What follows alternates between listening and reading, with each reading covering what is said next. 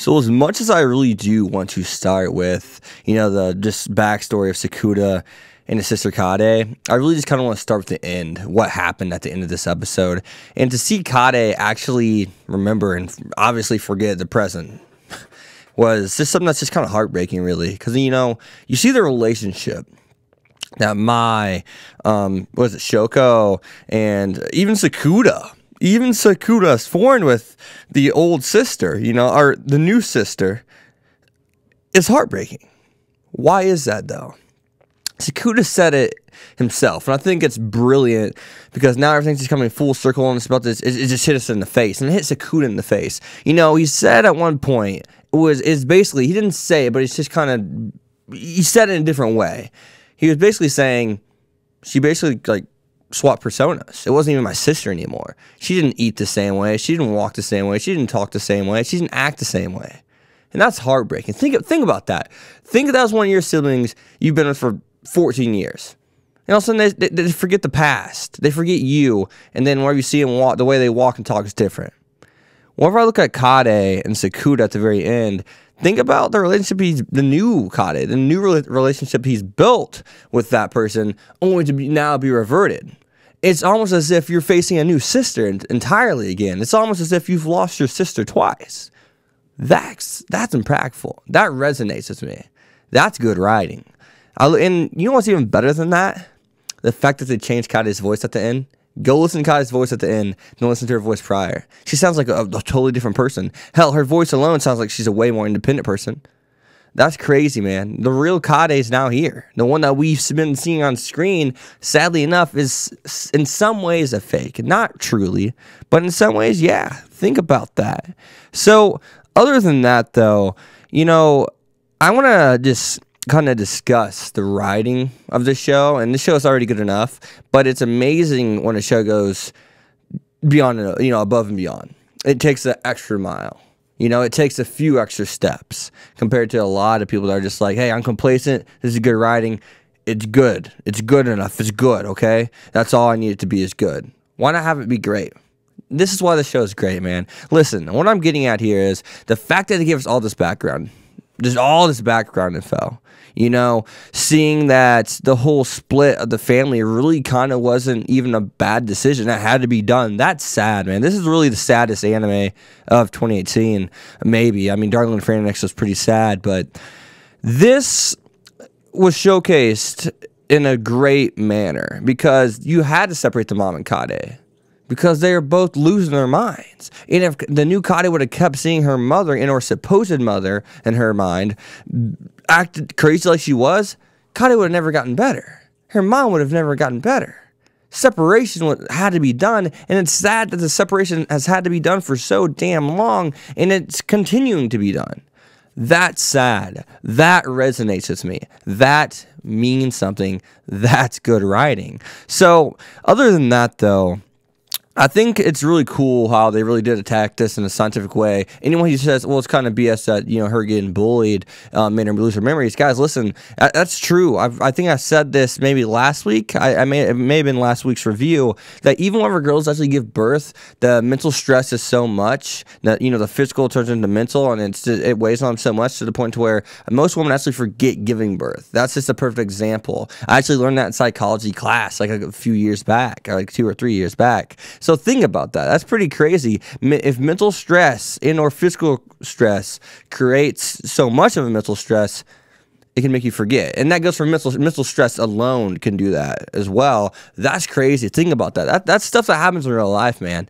That's stuff that happens. So, I mean, just think about that. And, this episode also does a great job of explaining why Sakuda is who he is. He's faced the ultimate suffering. That's why he's able to handle Mai's puberty syndrome. That's why he's able to handle Futabu's, puberty syndrome, Koga's puberty syndrome. Because no one's had it worse than this, man. He's lost his family. He's lost his sister once. Now he's lost his sister twice. Think about it. She reverted back to her old self. And as soon as he, kind of established a new relationship with his sister, think about that. She reverts back. Now you got to reestablish all this. Now you got to say, no, you're not the same Kade I've known for the past couple of years. You're not that person. Think about that. That's crazy, man. That resonates with me. I mean, wow. Wow, what an episode. I mean, I know there's been a couple A+ episodes in the series, but damn, bro, if I could make 2 A+, it's A++, that's what this is. This series is in my top 10. It's that good. I said it's probably around 9 or 8 before, but man, is it fucking, excuse my language, but it's fucking killing it, man. Excuse my language, especially if I'm saying this in front of your parents don't want you to hear this language, or whoever's watching. I'm sorry, but it's good stuff. So other than that, though, you know, that backstory gives us a lot of characterization also, because we get to see, I believe it was Shoko. Is it Shoko? Well, the girl that Sakuda originally fell in love with. We get to see why he is such a good person, because he's basically taken on her state of mind. You know, he said, hey, I like the way you think, being a better person each day, improving on yourself, making sure you are a person that is kind and kinder each given day is something that I think we all should strive to be someone like that, but it's damn hard. It's not the perfect world. We have emotions that are selfish, you know. We are self-righteous beings in general, you know, so that's tough. And it's, you know, I applaud Sakuda for being the great person he is, you know what I'm saying? So other than that, though, man, I want to talk about the whole kind of like the whole brother complex. You know, maybe some people that deterred people, but maybe now some people understand why the old, I guess, Kade kind of felt that way about her brother, because she never really truly saw him as a brother. She did not have any foundation to say, yeah, you're really my brother. Yeah, she could believe in him word to mouth, but there's no physical evidence, no true evidence per se. So that's pretty crazy whenever you really think about that, and I could explain that, and I don't find it weird at all anymore that she's like that. So my biggest thing was the puberty syndrome was kind of reverting. Those marks, those bruises that were appearing on her. I said it in last review. I said maybe it's kind of just her kind of like getting through it, progressing. You know, sometimes when we're progressing through things hurt. Physical therapy. You know, one of my physical therapists told me we actually have to make you do things that hurt you. Not injure you, but hurt you, because we have to find out where you're hurting and why you're hurting before we can make you feel better. It's crazy, and of course that could be, you know, attributed to the mental side of things too. They literally told me when I was doing physical therapy for my back and stuff for herniated disc and whatnot, we got to make it hurt before we can make it better. You know, we got to solve this, and mentally sometimes you got to solve it, and you got to, you know, get through a breakup, accept it. You know, oh, maybe you live in a small town, maybe you live in just a medium-sized town, large town, and one of your friends saw your ex-girlfriend that you're with for who knows how long, a year, 2 years, maybe 6 months, you know, a girl that you loved, and vice versa, a guy and girl, you know, either way, vice versa, and you don't want to accept that there was someone else. You don't like it. You thought that they were the one. You have to just accept it and push through it. You have to progress, and sometimes that hurts. So, I mean, it's cool to see this writing just come and just punch us in the mouth and say, and demand our attention. You know, demand us to praise it, because it's that damn good. And if you have not watched this show, you are officially behind, and you are officially missing out on arguably the best anime this year. I mean, this is an anime that is one of the best anime in the past 2 years, 3 years, in my opinion. I did not say the best. I said one of the best, because I look back in the past few years, Konosuba, Johnny and the Phoenix was really good for a long while, so like you could argue and put that in there depending on how people view the end.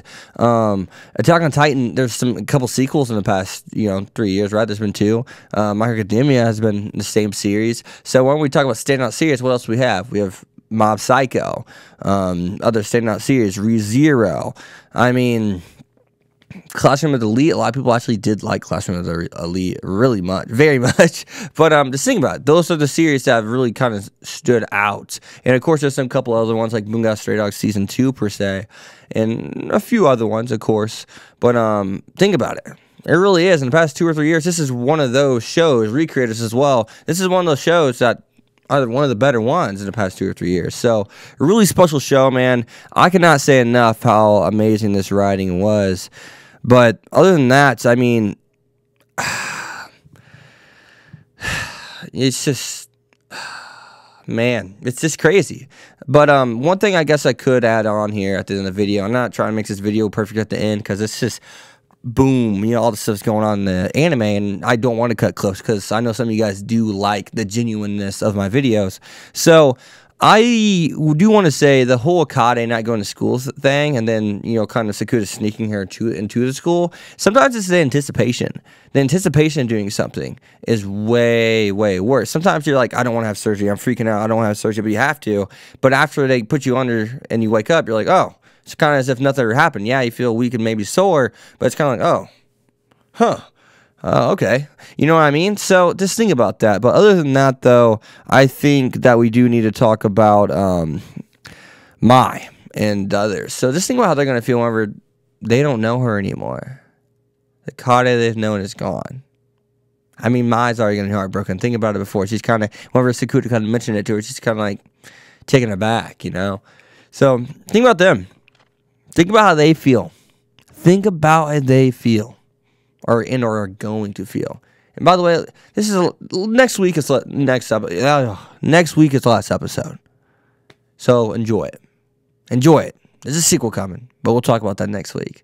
I'll see you guys next time. Hope you guys did enjoy the video. I hope you guys did enjoy the anime as much as I did. And if you guys did end up watching this review somehow, I hope you didn't make it this far into the end because you just spoiled yourself, and maybe we'll take away from the show for you. But go watch this show. Go watch this show if you have not already. See you guys next time. Peace. You guys have been Hacks.